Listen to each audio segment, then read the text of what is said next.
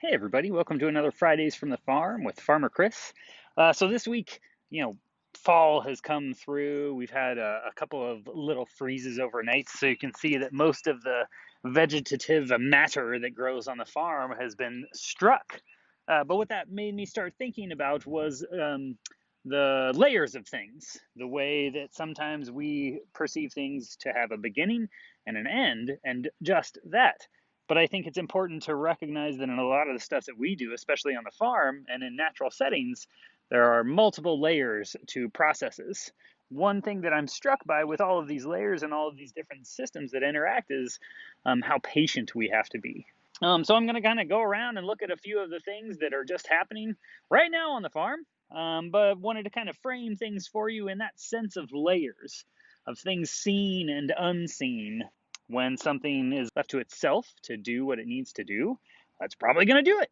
So yeah, let's go see what we can find. I have no doubt there's interesting stuff out here. Mm. So part of the property on the Brookside campus is bordered by an alleyway.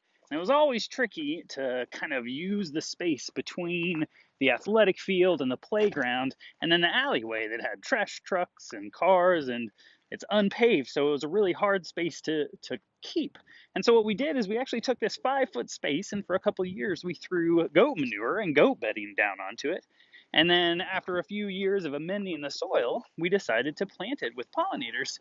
And as you've seen as I walk along, the pollinators are in their decomposition phase. They're in their fall phase where they're not blooming nearly as much anymore. There are a few late bloomers, such as um, this crimson clover or possibly the asters that you see.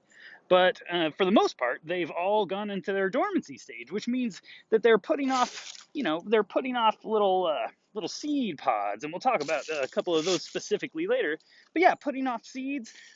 And a lot of times, I think, when you're thinking about landscaping, there's this idea of removal. And this would actually totally disrupt this system that we've created for two reasons. One, there's a lot of life in that soil being protected by all the leaves and the flower petals and seeds that have fallen. But two, we have to allow these pollinators to self pollinate. So it means that they're going to drop their seeds over the course of winter. They'll get the proper temperatures that they need, and then spring will spring, and those latent seeds will then be able to germinate and grow to make our pollinator garden really, really strong and healthy for the bees. So here we are talking about layers, and specifically we walked through our pollinator garden to look at some of the plants that are there. And one of my favorites that is out there is the milkweed. And you can see in front of me that I have pods, and these pods are from the milkweed. And I liked this because they're in multiple stages. One of the coolest things about plants is they don't always fall into the same timeline as one another. And so milkweed is a really great example of that. And you can see this large pod, it's still pretty green, is just nice and closed up, right? And then this pod has begun to take the next step in its process where it has split down the side. Then I found one that has completely split down the side, and you can see these brown seeds that are attached to this glorious dispersal system that is this fluff. And so you can see that as this opens up and the wind blows, the seeds are carried away on the wind. And the beautiful thing and amazing thing about the milkweed specifically is you saw me pull one seed out, but look at this. Look at how many milkweed seeds are contained inside of one of these pods. And so it's really nice because these are native pollinators. And so me tossing these seeds means that as the wind blows them or a bird comes and eats them, it's going to carry it away to a place where it's going to find its niche and it's going to grow there. It is not going to grow in this field right here. This field is manicured and taken care of, so it doesn't have a layer for that. But maybe at the edge of the field or perhaps down by Pogue's Run, it will find its place. And then beyond that, I think it's really important to see a seed pod that has completely gotten rid of all of its seeds. It did this naturally. This I actually removed from the plant just the other day. And so I just think it's really cool that plants are equipped to do this themselves with the help of other things, whether it be weather or other animals or something like that. But I just, had to show you the gloriousness that is milkweed, seed pods.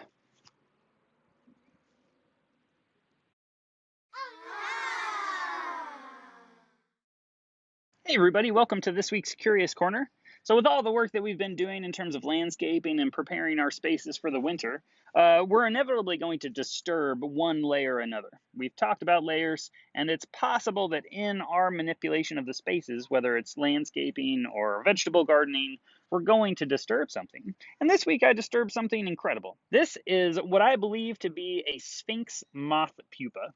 And as I was raking up leaves, I saw it and it was very unusual. I thought it was something else at first, something disgusting, but then I realized it was very uniform and it had this very specific thing that I'm holding on to that allowed it to attach to things. Then it started moving.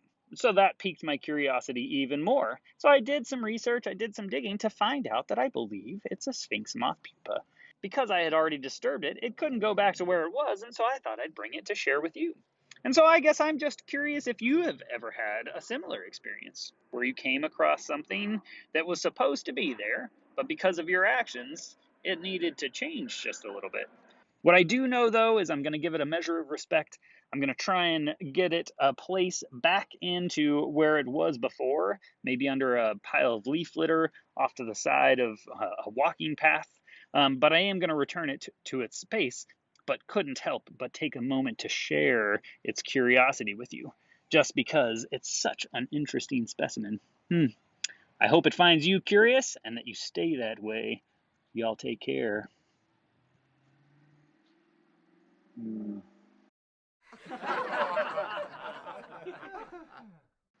Have you all heard my new joke about construction?